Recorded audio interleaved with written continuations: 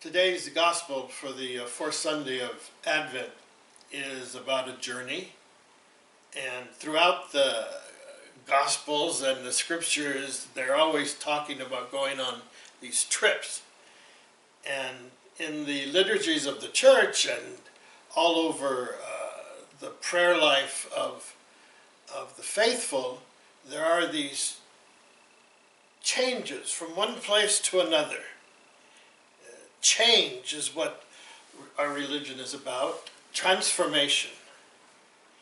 And so today, the Blessed Mother travels in haste, actually, to greet a relative, and the relative is both surprised, and with that moment of surprise, she's filled with the Holy Spirit, and realization dawns on her that something very special is going on.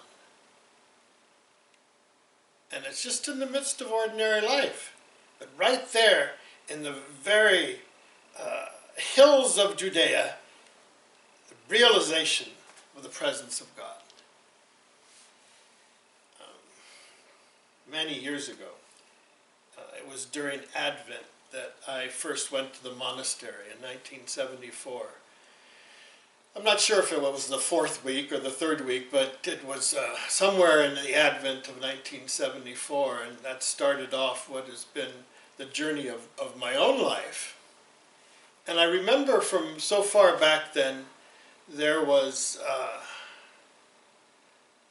an occasion when the Cardinal of Los Angeles, old Cardinal Manning, came to visit the monastery, and he preached at the Mass that day.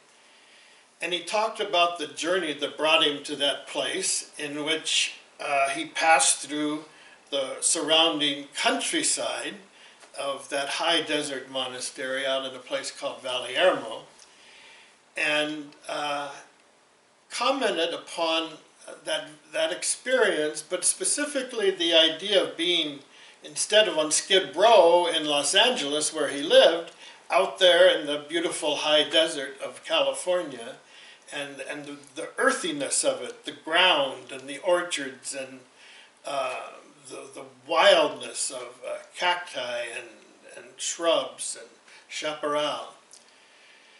And he talked about it in terms of humility, because after all, what humility means is just to be down to earth, to be grounded.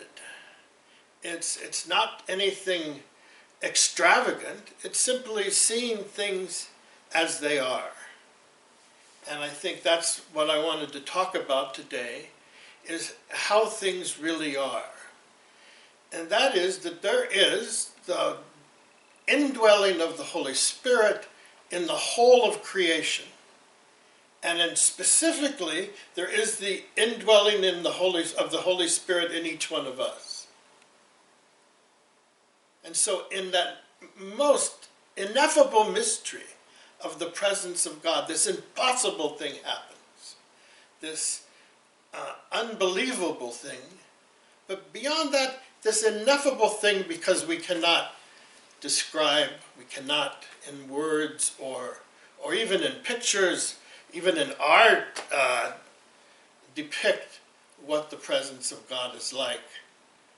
But that's the source of Elizabeth's joy, that realization of the presence of God.